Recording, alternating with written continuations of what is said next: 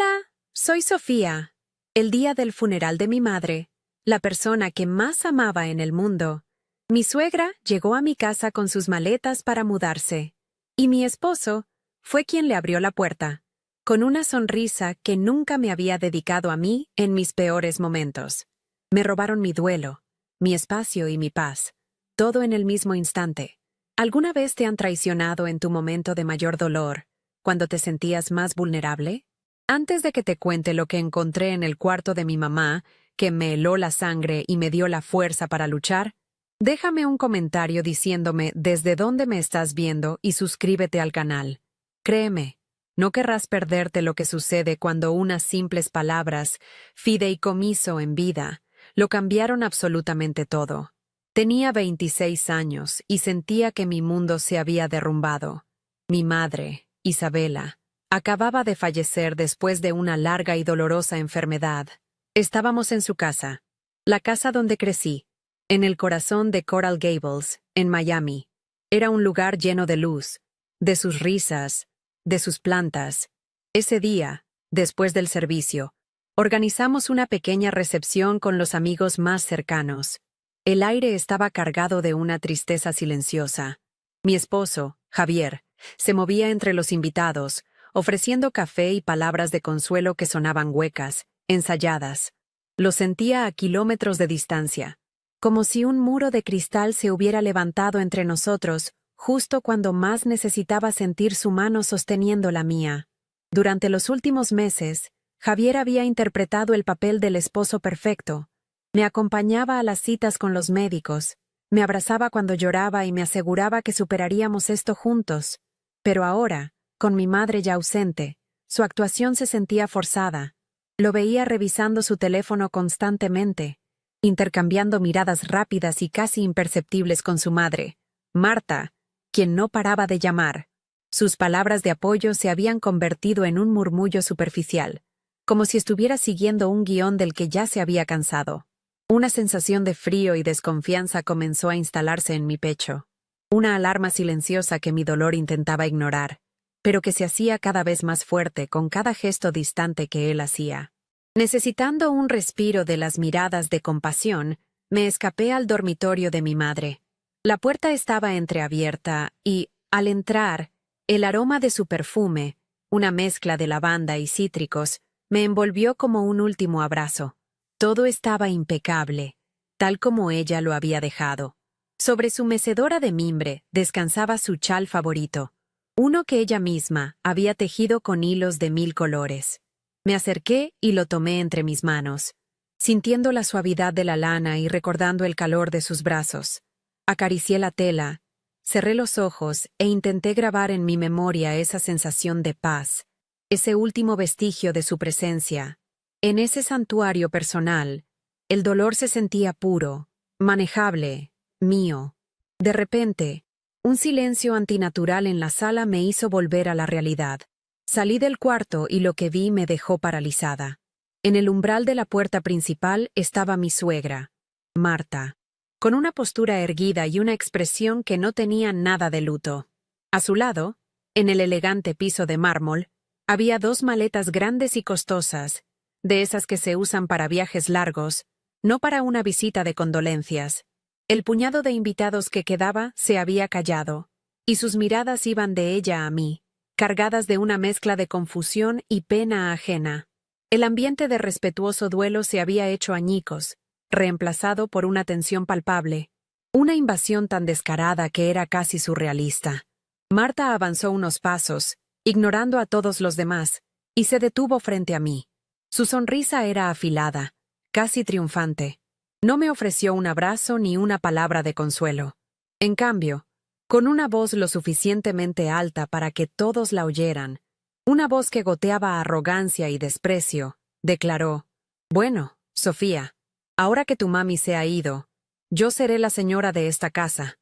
Las palabras me golpearon como una bofetada. Me quedé sin aire, buscando con la mirada a Javier, esperando que interviniera, que la detuviera, que defendiera mi dolor y la memoria de mi madre. Pero él simplemente bajó la vista al suelo, incapaz de mirarme a los ojos, confirmando con su silencio la traición más cruel que jamás imaginé.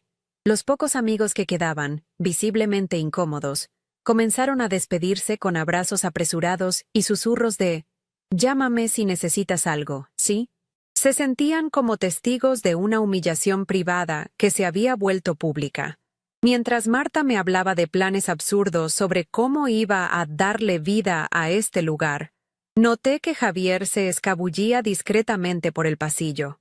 Un instinto, una punzada de pánico, me hizo seguirlo. Lo encontré en el dormitorio de mi madre, en mi santuario. La imagen me rompió por dentro. Estaba vaciando el antiguo armario de caoba, sacando los vestidos de mi madre, sus blusas, sus recuerdos, y arrojándolos sin cuidado sobre la cama para hacerle espacio a su madre. No era solo un acto de reorganización, era una profanación. Estaba borrando a mi madre de su propio espacio, con una prisa casi febril, como si cada segundo que su esencia permaneciera allí fuera un obstáculo para sus planes. Y entonces lo vi, en el suelo, a los pies del armario, pisoteado entre el desorden, estaba el chal de colores, la última pieza que yo había abrazado buscando consuelo. Verlo allí, tratado como un trapo viejo, desató algo dentro de mí. El dolor profundo y paralizante que me había consumido se transformó en una furia fría y cristalina. La tristeza no desapareció, pero fue superada por una claridad helada. En ese instante, comprendí la magnitud de su engaño. Mientras los observaba, a él profanando el armario y a ella ya dirigiendo la operación desde la puerta, un recuerdo olvidado emergió de la niebla de mi duelo. Mi madre, sentada frente a mí en la oficina de un abogado hacía unos meses. Estaba más delgada, más frágil, pero sus ojos conservaban esa chispa de determinación inquebrantable. Me pasó un voluminoso fajo de papeles y un bolígrafo. «Firma esto, cariño. Es por tu seguridad», me dijo con una seriedad que en ese momento no comprendí del todo. Yo estaba tan absorta en su tratamiento, en sus citas médicas, que firmé sin hacer preguntas, confiando ciegamente en ella. Ahora, viendo a esos dos buitres en el cuarto de mi madre, sus palabras resonaron en mi mente, no como una simple recomendación, sino como un arma que ella, en su infinita sabiduría, me había dejado. Mi furia era un ancla en medio de la tormenta de dolor.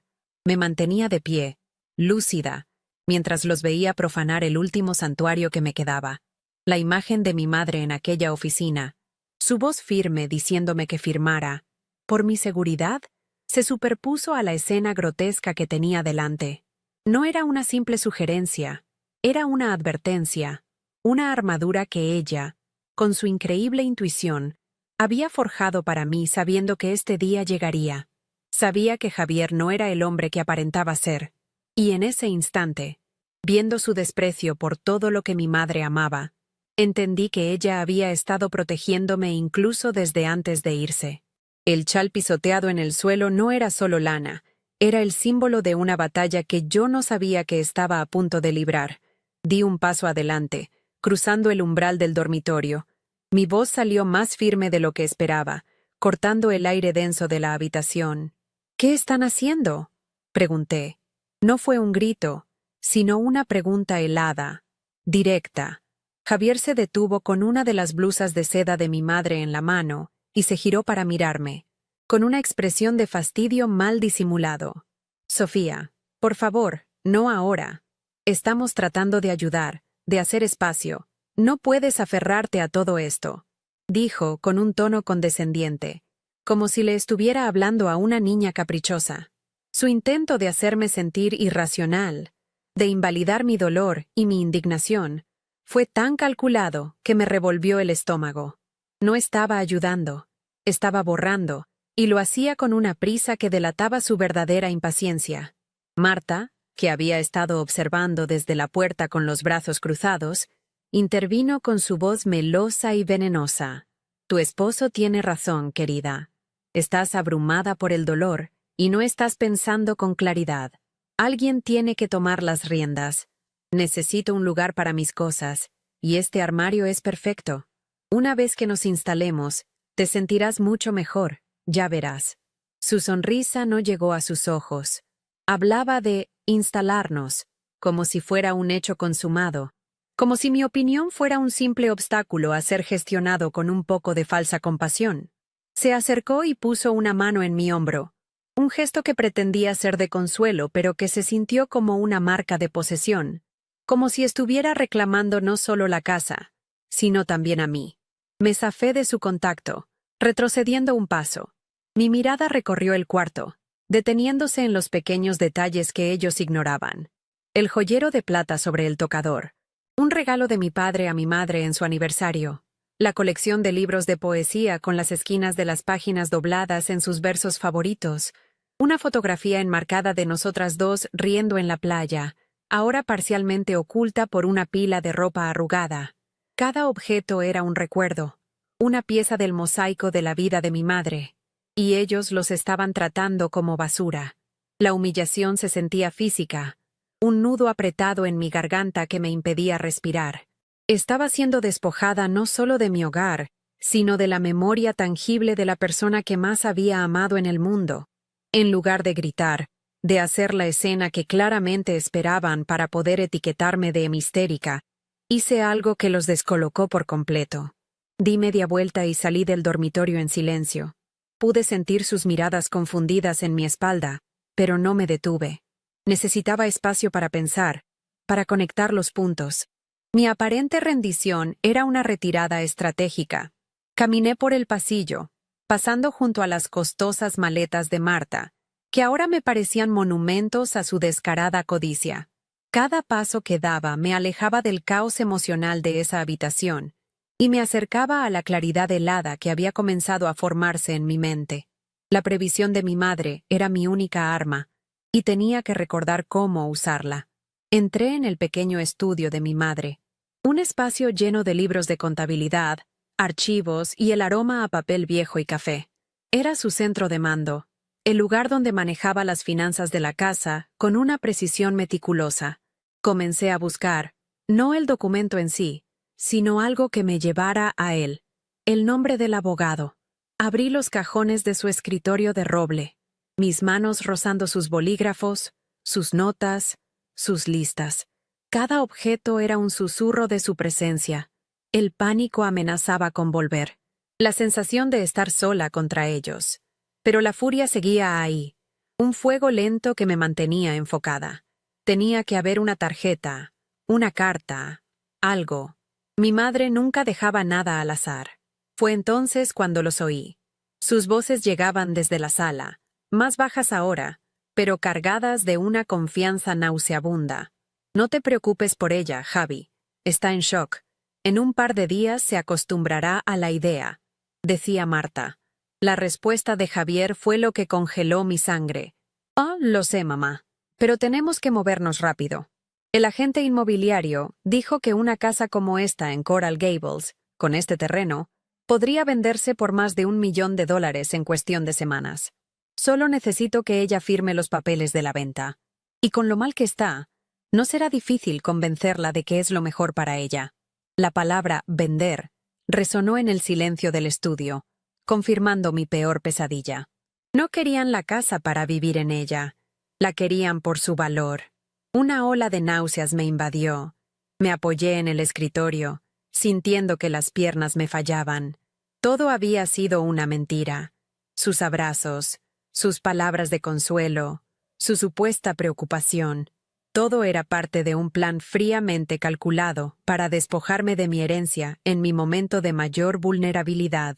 El amor que una vez sentí por Javier se desintegró, reemplazado por un desprecio tan profundo que me asustó. En ese momento, mi mano tropezó con un viejo tarjetero de cuero. Lo abrí con dedos temblorosos y allí estaba, bajo la letra A de abogado. Una tarjeta de presentación con un nombre y un número de teléfono. Era él, el hombre que había ayudado a mi madre a forjar mi armadura. Con la tarjeta en la mano, salí por la puerta trasera hacia el patio, buscando un poco de aire y privacidad. El sol de la tarde de Miami se sentía cálido en mi piel. Un extraño contraste con el hielo que se había apoderado de mi interior. Marqué el número con una determinación que no sabía que poseía. Una asistente amable me contestó, y, tras explicarle la urgencia de mi situación, me pasó directamente con el señor Morales, el abogado. Le expliqué brevemente lo que estaba ocurriendo. Su voz era tranquila y profesional. Señorita Sofía, lamento mucho su pérdida. Su madre era una mujer muy inteligente. Recuerdo perfectamente el documento que firmaron. No se preocupe, usted tiene el control total. Se trata de un fideicomiso en vida irrevocable. La propiedad está a su nombre como única fideicomisaria. Legalmente, su esposo no tiene ningún derecho sobre ella. Las palabras control total y ningún derecho fueron como un bálsamo para mi alma herida. Colgué el teléfono y me quedé un momento mirando el jardín que mi madre tanto amaba, las orquídeas que cuidaba con devoción. Por primera vez desde su muerte, sentí una oleada de poder, no de venganza, sino de justicia. La justicia que mi madre se había asegurado de que yo tuviera. Regresé a la casa, y mi forma de caminar había cambiado. Ya no era la viuda joven y frágil que se escondía en los rincones. Entré en la sala y los encontré allí, de pie junto a la chimenea, señalando los cuadros, discutiendo qué antigüedades venderían primero. Las maletas de Marta seguían allí, como dos buitres esperando el festín. Me detuve en la entrada de la sala, observándolos sin que se dieran cuenta. Estaban tan absortos en su codicia, tan seguros de su victoria, que no notaron mi presencia. Vi el retrato de mi madre sobre la chimenea, su sonrisa serena pareciendo juzgarlos desde arriba. La injusticia de la escena era abrumadora. Ellos, los invasores, planeando desmantelar una vida entera por dinero, mientras yo, la verdadera dueña, sostenía el poder para detenerlos en la palma de mi mano. La tristeza por la pérdida de mi madre se mezcló con una nueva y feroz determinación.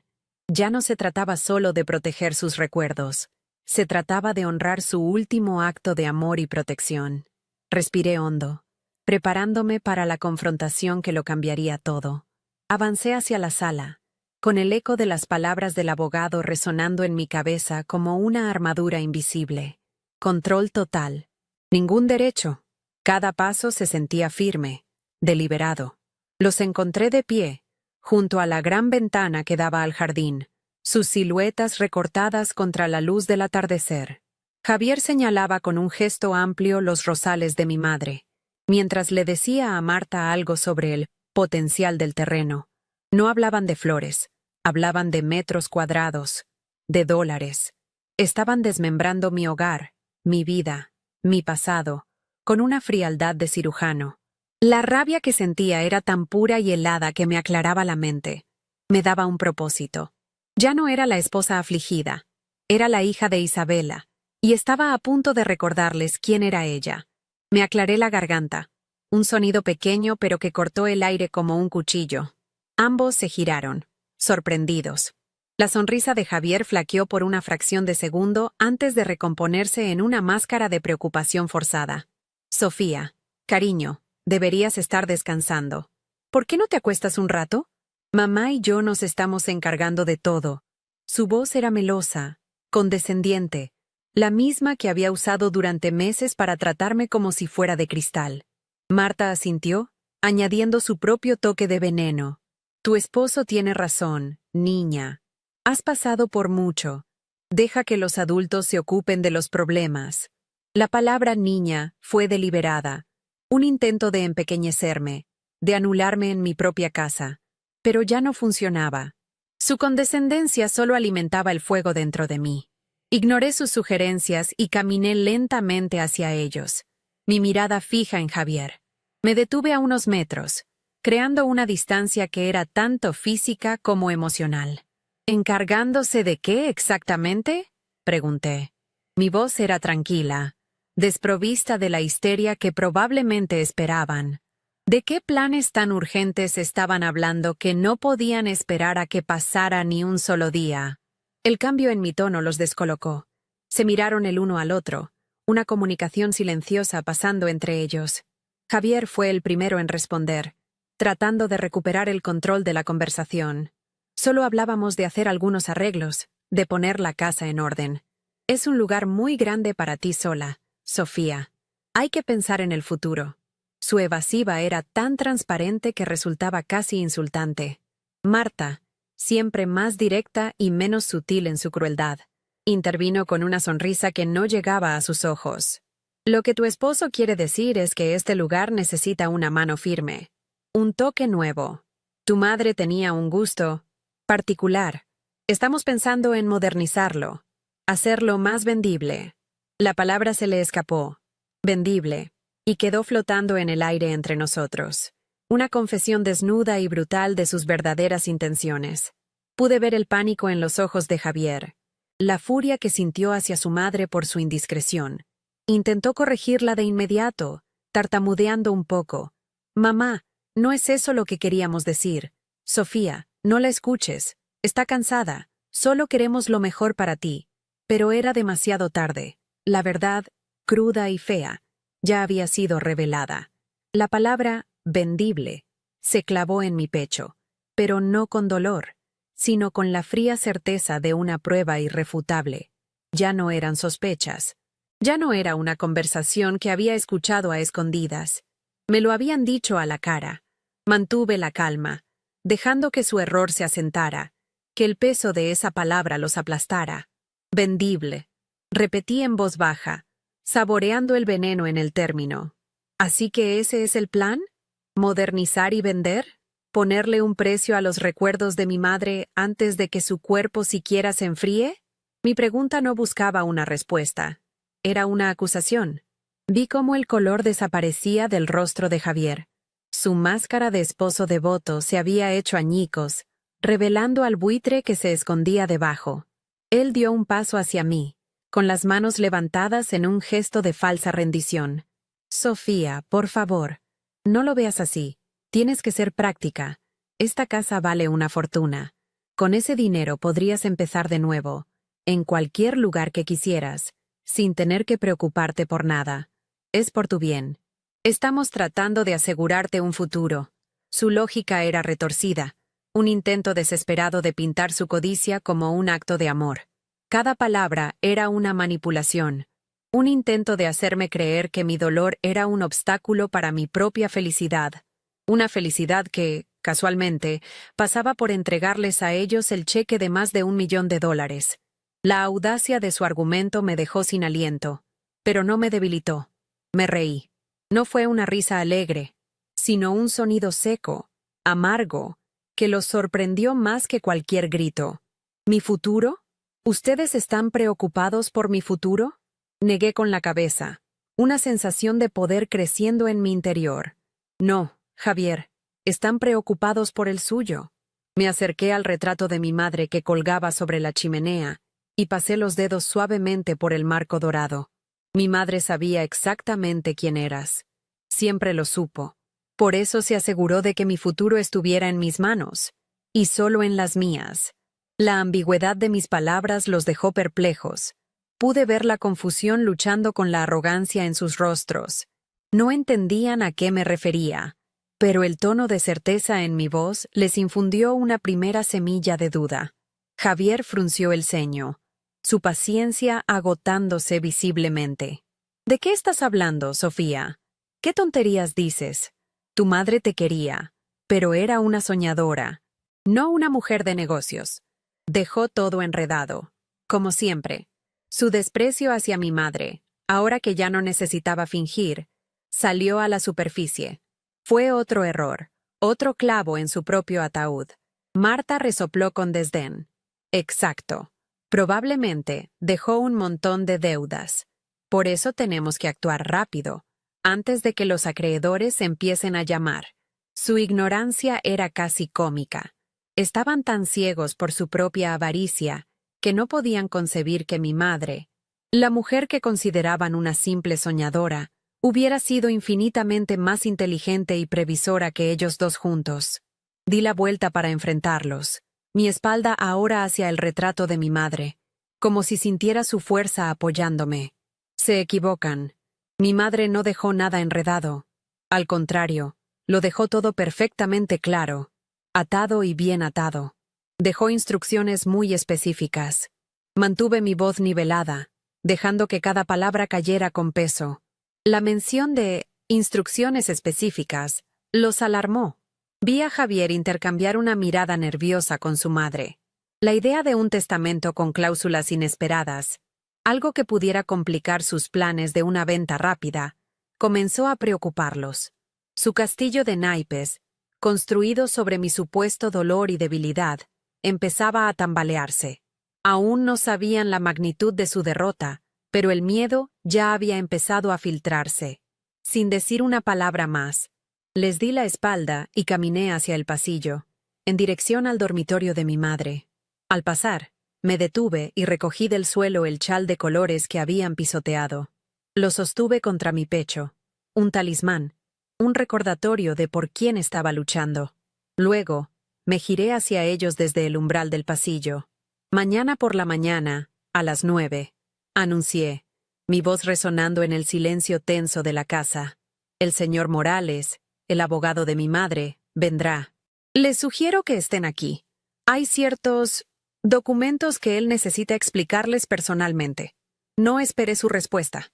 Me di la vuelta y me dirigí al santuario de mi madre, dejándolos solos en la sala, con sus planes rotos y una noche entera por delante para ahogarse en la incertidumbre que yo acababa de crear.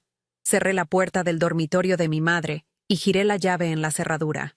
El clic metálico fue un sonido extrañamente satisfactorio, un punto final a mi pasividad. Era la primera vez en mi vida que le ponía seguro a esa puerta, transformando mi refugio de duelo en una fortaleza. Me recosté contra la madera sólida, sintiendo las vibraciones de sus voces al otro lado, primero confusas, luego irritadas. Apreté el chal de colores contra mi pecho, inhalando el leve aroma de mi madre que aún impregnaba la lana. Ya no era solo un trozo de tela, era mi estandarte, la armadura que ella me había tejido sin que yo lo supiera.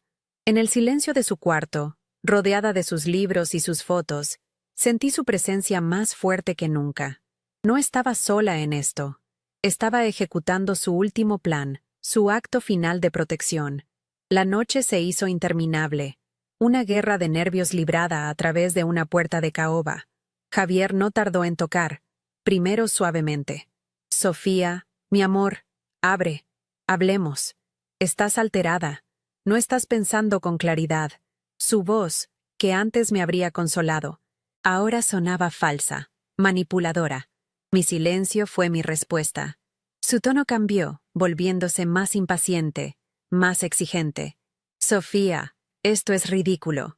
Abre la maldita puerta. No puedes simplemente encerrarte y llamar a un abogado. Somos un matrimonio. Se supone que debemos decidir estas cosas juntos. La ironía de sus palabras era asfixiante. Había pasado meses planeando a mis espaldas, pero ahora exigía una consulta que nunca tuvo la intención de conceder. Su actuación había terminado, y el verdadero Javier, el hombre desesperado y acorralado, estaba empezando a mostrarse. Al cabo de una hora, la voz de Marta se unió al asedio. Su tono no tenía nada de la falsa dulzura de antes. Era puro veneno. Escúchame bien, niña malcriada. No sé qué juego crees que estás jugando, pero no va a funcionar. Tu esposo y yo solo estamos tratando de ayudarte. Si no abres esa puerta ahora mismo, nos obligarás a tomar medidas. No eres la única con derechos aquí. Su amenaza flotó en el aire, diseñada para asustarme, para hacerme sentir pequeña e indefensa. Pero en lugar de miedo, sentí una extraña calma.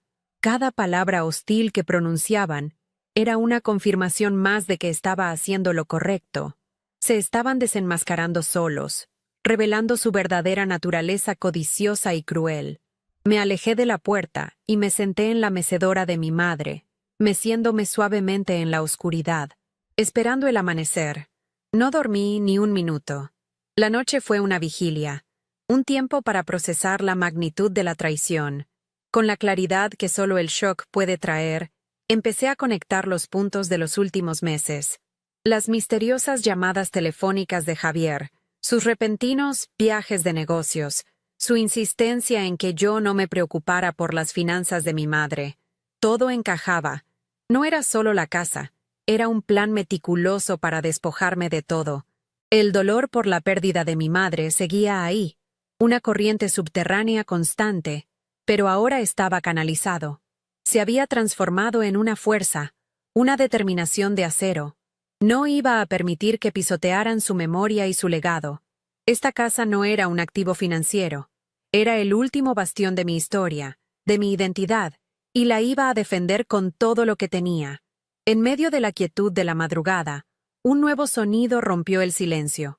Un murmullo bajo y urgente proveniente de la sala. Me acerqué sigilosamente a la puerta, pegando la oreja a la madera fría. Era Javier, hablando por teléfono. Su voz era un susurro tenso, cargado de pánico. No lo sé, no tengo ni idea de qué tipo de documento es. Ella mencionó un fideicomiso en vida. Sí, búscalo. ¿Qué significa eso exactamente? ¿Irrevocable? ¿Qué quieres decir con que no tengo derechos? Tiene que haber una manera de impugnarlo. La casa vale más de 1 millón. Sentí una oleada de triunfo helado. Estaba asustado. La simple mención de esas 3 palabras había demolido su arrogancia. Se había dado cuenta de que no estaba luchando contra una viuda afligida y confundida, sino contra el plan perfectamente ejecutado de una mujer mucho más inteligente que él, mi madre. Su pánico era mi confirmación. Volví al escritorio de mi madre y encendí la pequeña lámpara de lectura. En el cajón inferior, justo donde ella guardaba sus papeles más importantes, había una carpeta de cuero azul con la etiqueta Fideicomiso Familiar Isabella Rojas. La abrí. Dentro estaba la copia del documento que había firmado en la oficina del señor Morales. Mis ojos recorrieron el lenguaje legal, denso y complicado, hasta que encontré la cláusula clave. La propiedad se transfiere irrevocablemente a Sofía Rojas, como única fideicomisaria y beneficiaria. Esta transferencia es absoluta y no está sujeta a reclamaciones conyugales o de herencia posteriores. Era una fortaleza legal inexpugnable. Mi madre no me había dejado solo una casa. Me había dejado la independencia, el poder y la justicia. Sostuve la carpeta contra mi pecho, sintiendo el peso reconfortante del papel que contenía mi futuro. Cuando los primeros rayos de sol se filtraron por la ventana, la casa quedó en un silencio tenso y expectante. Sabía que estaban despiertos, esperando, probablemente sentados en la sala, entre las maletas de lujo de Marta, que ahora parecían accesorios de una obra de teatro fallida. Su nerviosismo debía ser palpable. Me di una ducha larga y caliente, lavándome el agotamiento y el dolor de las últimas 24 horas. Al abrir el armario de mi madre, mis ojos se posaron en una blusa de seda color marfil, una de sus favoritas, que usaba en ocasiones especiales. Era elegante, sobria y autoritaria. Me la puse. No era un disfraz, era una armadura. Me miré en el espejo y por primera vez en mucho tiempo, no vi a una niña perdida. Vi a la hija de Isabela. Vi a la dueña de esa casa. Completé mi preparación con un cuidado ritual. Me peiné el cabello, recogiendo un mechón con uno de los broches de plata de mi madre. Me puse el collar de perlas que me regaló para mi graduación. Cada objeto era un ancla, un recordatorio de su amor y su fuerza. No necesitaba ensayar un discurso. La verdad no necesita ensayo. Las palabras del señor Morales resonaban en mi mente. Usted tiene el control total. Javier y Marta habían basado todo su plan en mi supuesta debilidad, en mi vulnerabilidad emocional, pero habían subestimado la única cosa que no podían tocar, el vínculo inquebrantable entre una madre y una hija, un vínculo que trascendía incluso la muerte y que se había materializado en un documento legal a prueba de buitres. Faltaban 5 minutos para las 9. El aire en la casa estaba tan cargado que casi se podía cortar. Podía oír el tintineo nervioso de una taza de café en la sala, el susurro ansioso de Marta. Tomé el chal de colores y lo doblé cuidadosamente sobre mi brazo. Era mi prueba, el símbolo de su profanación y de mi renacimiento. Caminé hacia la puerta del dormitorio, mi corazón latiendo con un ritmo firme y constante. No era miedo lo que sentía, sino una extraña serenidad, la calma que precede a la tormenta necesaria. Iba a recuperar mi hogar, mi duelo y mi paz. Iba a honrar a mi madre de la única manera que importaba. viviendo la vida segura e independiente que ella había luchado tanto por garantizarme. Giré la llave y abrí la puerta. El sonido pareció resonar por todo el pasillo. Salí y caminé lentamente hacia la sala de estar, mis pasos silenciosos sobre la alfombra. Allí estaban, sentados en el borde del sofá, como dos acusados esperando su sentencia. Javier se puso de pie de un salto al verme, su rostro una máscara de ansiedad. Marta simplemente me fulminó con la mirada, su arrogancia luchando contra un miedo que no podía ocultar del todo. Las maletas seguían junto a la puerta principal, un recordatorio insolente de su invasión fallida. Me detuve en el centro de la habitación, en el espacio exacto donde ella había proclamado su ridículo reinado el día anterior. Justo en ese momento, sonó el timbre. El señor Morales había llegado. El acto final estaba por comenzar. Javier, intentando aparentar una calma que no sentía, fue quien abrió la puerta. El señor Morales entró. Era un hombre de unos 60 años, de porte sereno y con una mirada que transmitía una inteligencia aguda y una profunda empatía. Su traje oscuro estaba impecable, y sostenía un maletín de cuero con una naturalidad que contrastaba violentamente con la ansiedad palpable que emanaba de mi esposo y mi suegra. Javier extendió la mano, intentando tomar el control. «Señor Morales, gracias por venir. Soy Javier, el esposo de Sofía. Pase, por favor». Estábamos esperándolo para poner en orden los asuntos de mi suegra. Su tono era el de un hombre de negocios a cargo, una farsa que estaba a punto de desmoronarse por completo.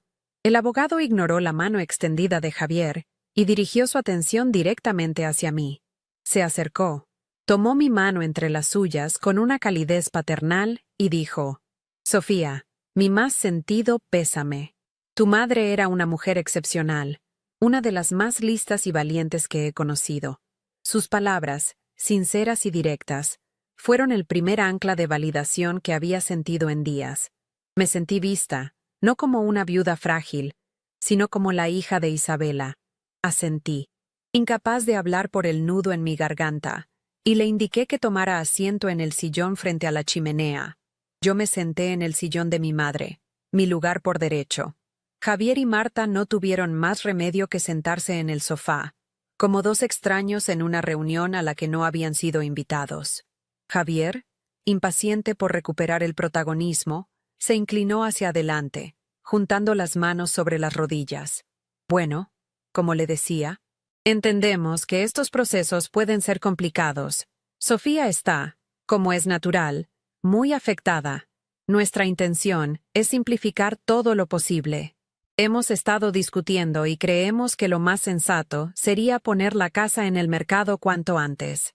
Es una carga muy grande para ella sola, y el dinero le aseguraría un futuro sin preocupaciones». Hablaba de mí como si yo no estuviera en la habitación, como si mi futuro fuera un producto financiero que él tenía la amabilidad de gestionar. Cada palabra era una capa más de su mentira, un insulto a mi inteligencia y a mi dolor. El señor Morales ni siquiera lo miró. Abrió su maletín con una calma deliberada y extrajo una única y voluminosa carpeta de cuero azul. La colocó sobre la mesa de centro de caoba con un sonido sordo y definitivo que pareció hacer eco en el silencio tenso de la sala. Luego, finalmente, dirigió su mirada a Javier, una mirada que no admitía réplica. «Señor», dijo, su voz tranquila pero cortante, «le agradezco su perspectiva. Sin embargo, no hay nada que simplificar. El asunto de esta propiedad, de hecho, es extraordinariamente simple, y fue resuelto por la señora Isabela hace ya varios meses. No hay nada que discutir sobre su venta». La firmeza de sus palabras fue como una piedra arrojada a un estanque de aguas tranquilas, y las ondas de choque se reflejaron en los rostros de Javier y Marta. Marta soltó una risa seca, un sonido áspero y lleno de desdén. Por favor, Isabela era una sentimental, no una mujer de negocios. Con todo respeto, probablemente dejó un montón de deudas y papeles sin firmar. Siempre vivió en su propio mundo de flores y libros. Su arrogancia era su talón de Aquiles. Estaba tan convencida de nuestra estupidez, de la supuesta ingenuidad de mi madre, que no podía concebir un escenario en el que no tuviera el control. Se reclinó en el sofá, cruzando los brazos con aire de superioridad, sin saber que acababa de pronunciar su propia sentencia. Su desprecio por mi madre fue el catalizador final, la chispa que encendió la pólvora que Isabela había preparado con tanto cuidado. Fue entonces cuando hablé. Dejé que su desprecio flotara en el aire por un segundo, antes de cortarlo de raíz. Mi voz salió fría, clara y sin un ápice de temblor. Los miré directamente a los ojos, primero a ella y luego a él. Mi madre no dejó deudas, afirmé, dejando que la frase se asentara. Tampoco dejó nada sin resolver. Al contrario, lo dejó todo perfectamente atado. Hice una pausa, disfrutando del destello de confusión en sus rostros. Y entonces, pronuncié las 3 palabras que mi madre me había legado como un arma secreta. Las 3 palabras que lo cambiarían todo. Lo que dejó fue un fideicomiso en vida. El silencio que siguió fue absoluto. Pude ver el color drenarse del rostro de Javier, el reconocimiento y el pánico puro inundando sus ojos mientras procesaba el significado legal completo de esa frase. Su plan, su futuro, todo se había derrumbado en un instante. El señor Morales, como si fuera una señal, tomó la palabra para dar el golpe de gracia. Abrió la carpeta azul y, aunque no leyó directamente, resumió el contenido con una precisión legal devastadora. Para ser exactos, un fideicomiso en vida irrevocable, aclaró, su tono profesional y desapasionado. Hace 6 meses, la señora Isabela Rojas transfirió legalmente la titularidad de esta propiedad a dicho fideicomiso. La señorita Sofía Rojas fue nombrada única fideicomisaria y única beneficiaria. Esto significa, continuó, mirando directamente a Javier, que la casa nunca formó parte del patrimonio sucesorio de su difunta suegra. Legalmente, esta propiedad le pertenece a Sofía en su totalidad desde el momento de la firma. Usted, como su esposo, no tiene absolutamente ningún derecho o reclamación sobre ella. Ni ahora, ni en el futuro. La compostura de Javier se hizo añicos. Se puso de pie de un salto, su rostro contorsionado por una mezcla de rabia e incredulidad. Señaló hacia mí, su dedo temblando. «Eso es imposible». Ella no sabía lo que estaba firmando. «Tú la manipulaste», gritó, dirigiendo su acusación final no a mí, sino a la memoria de mi madre. «Siempre la controlaste, llenándole la cabeza de tonterías para ponernos en contra. Esto es un fraude». Su desesperación era patética. En su mente retorcida, era más fácil creer en una conspiración de una mujer muerta que aceptar la simple verdad, que mi madre lo había visto venir, que había medido su codicia y había actuado para protegerme. Su explosión no fue una defensa, fue una confesión a gritos de su propia culpa. Me levanté lentamente, sintiendo el peso de la blusa de seda de mi madre sobre mis hombros. Una armadura invisible. Sostenía el chal de colores en mi brazo, y ahora lo levanté ligeramente, dejando que los hilos vibrantes captaran la luz. No, Javier. Ella no me manipuló. Me protegió, dije, mi voz resonando con una autoridad que nunca antes había poseído. Me protegió de ti. Mi mirada se desvió hacia las 2 maletas de lujo que seguían junto a la puerta principal, los monumentos a su invasión fallida.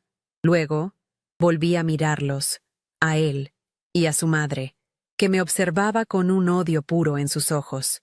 Esta casa no está en venta, y ustedes 2 ya no son bienvenidos aquí. Quiero que se vayan. Ahora. Marta se levantó de un salto, su rostro enrojecido de furia. ¿Cómo te atreves? Niña insolente. Después de todo lo que hemos hecho por ti, eres una desagradecida. Sus insultos rebotaban contra la calma que me envolvía. Ya no podían herirme. Su poder se basaba en mi debilidad, y yo ya no era débil.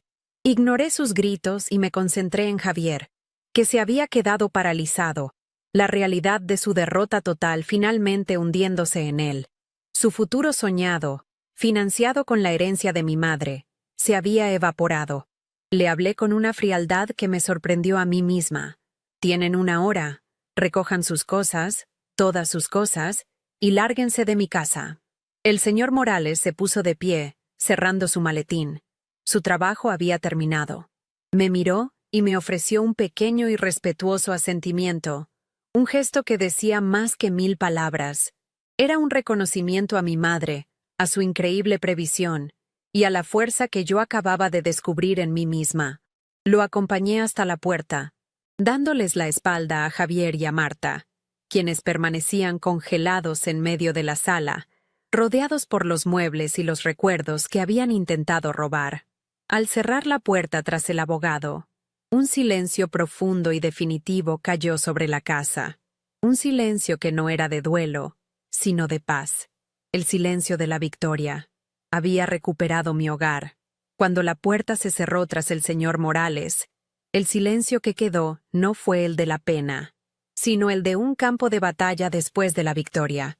Javier y Marta estaban de pie, inmóviles, como estatuas de sal en medio de mi sala. La arrogancia se había evaporado de sus rostros, reemplazada por una mezcla fea de shock y odio impotente. Sin decir una palabra, Marta caminó rígidamente hacia sus maletas, las agarró con una furia contenida y se dirigió a la salida. Javier la siguió, pero se detuvo en el umbral y se giró para mirarme. No había disculpas en sus ojos, ni arrepentimiento, solo el frío resentimiento de un ladrón atrapado. «Te arrepentirás de esto, Sofía», siseó. No le respondí.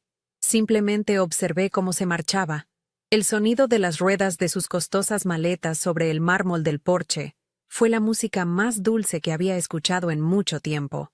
Una vez que su carro desapareció por la calle, cerré la puerta principal y le puse el seguro. Me apoyé contra la madera, sintiendo por primera vez en días el peso de mi propio cuerpo. La casa se sentía inmensa, vacía, pero era un vacío limpio, un lienzo en blanco. Mi primera acción no fue llorar, sino purgar. Subí las escaleras hasta el que había sido nuestro dormitorio y abrí el armario de Javier.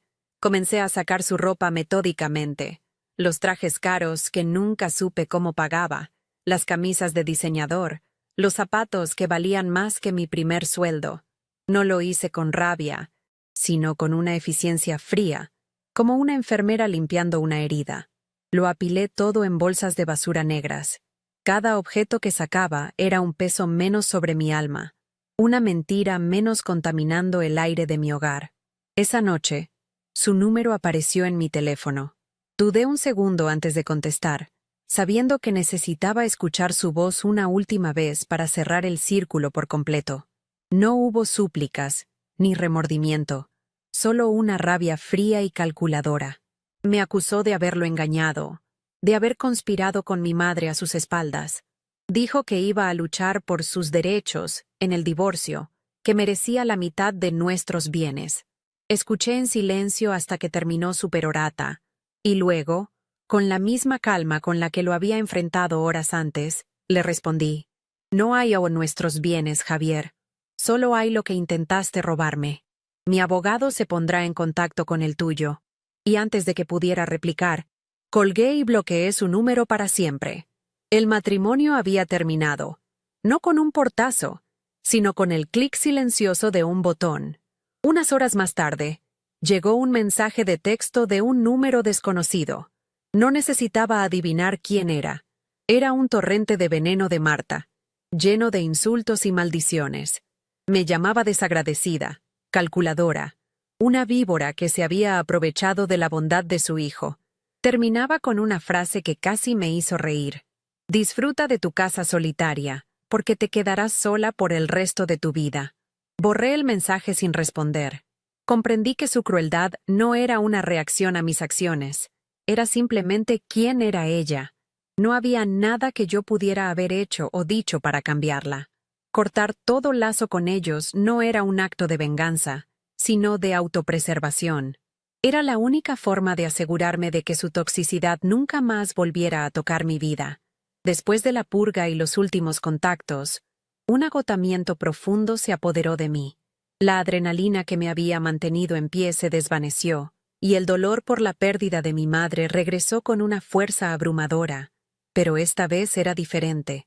Era un dolor puro, sin la contaminación de la traición y la manipulación.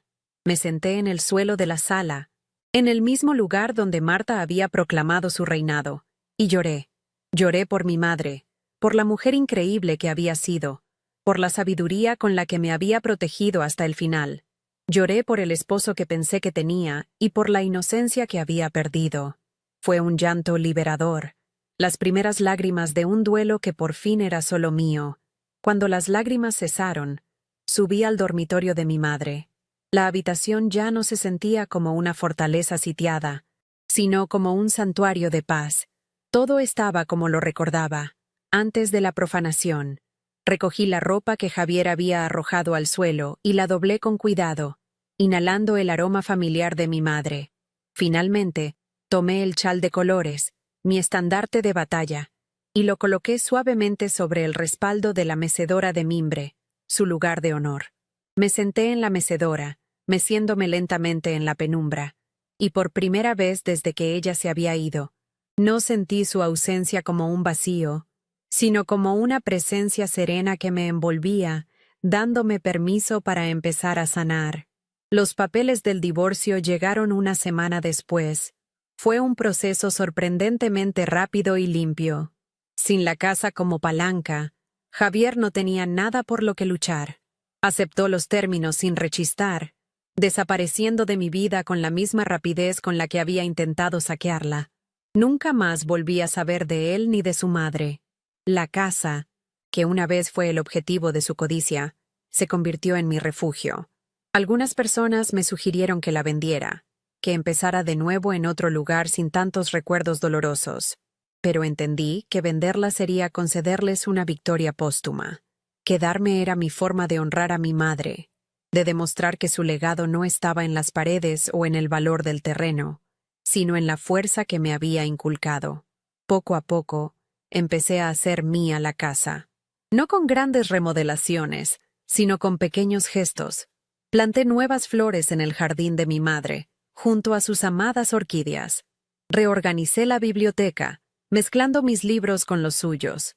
Una tarde, mientras desempolvaba, encontré una vieja caja de fotos. Pasé horas mirándolas. Imágenes de mi madre, de mi infancia, de una vida llena de amor.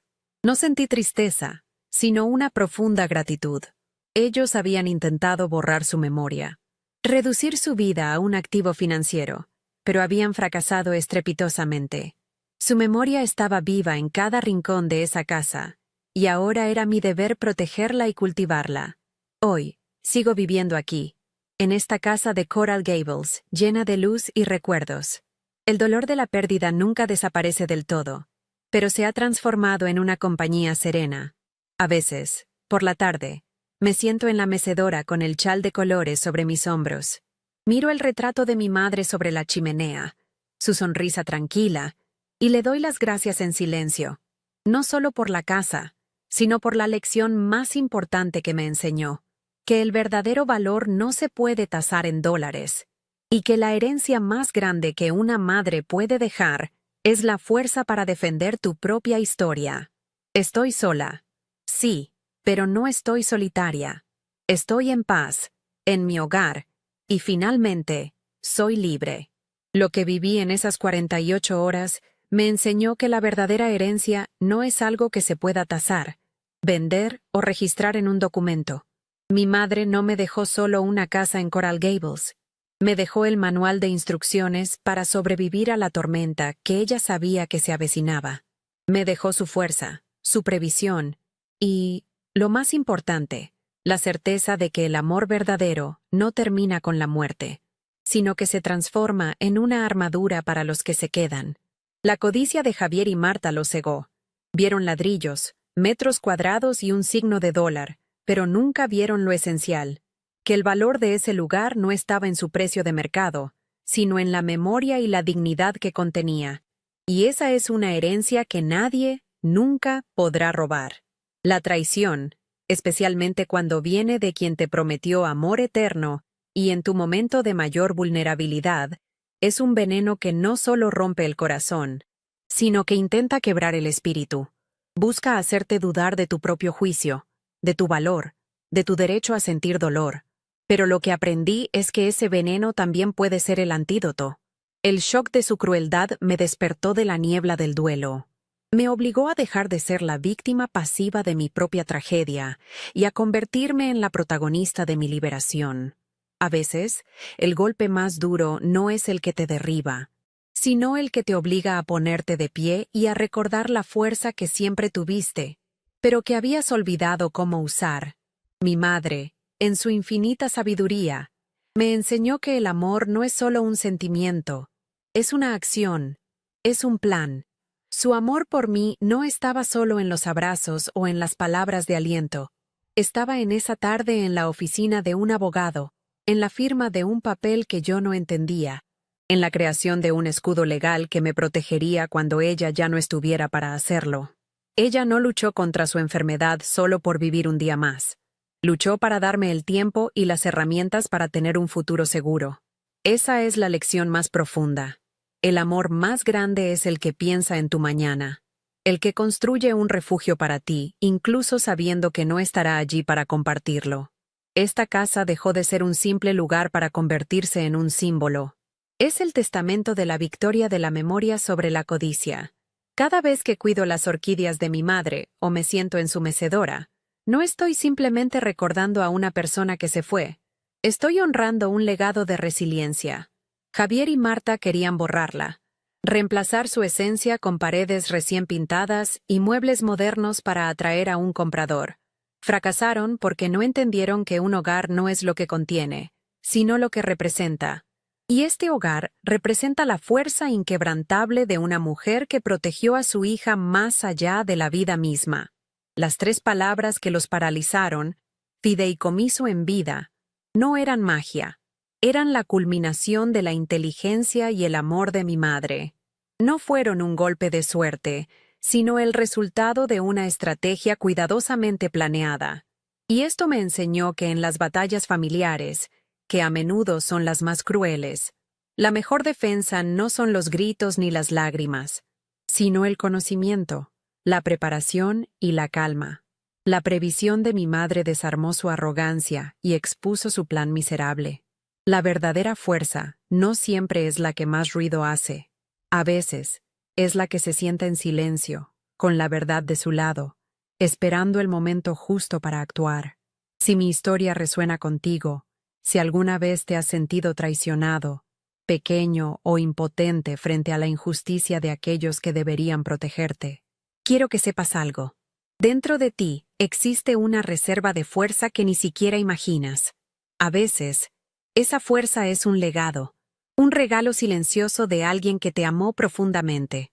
Otras veces, nace del propio dolor, de la decisión de decir, basta. No permitas que nadie te robe tu duelo, tu espacio o tu paz. Tu historia te pertenece y tienes el poder de escribir el final. Un final no de venganza, sino de justicia y dignidad. Espero que mi viaje te haya dado un poco de esperanza o, al menos, te haya hecho sentir menos solo. Hay tantas historias como la mía que necesitan ser contadas. Historias de resiliencia y fortaleza frente a la adversidad. Si quieres escuchar más relatos que nos recuerden el poder que todos llevamos dentro, suscríbete al canal y activa las notificaciones. Y por favor, comparte tu propia historia en los comentarios. Leer nuestras experiencias nos conecta y nos da la fuerza para seguir adelante, sabiendo que no estamos solos en nuestras batallas. Gracias por escucharme.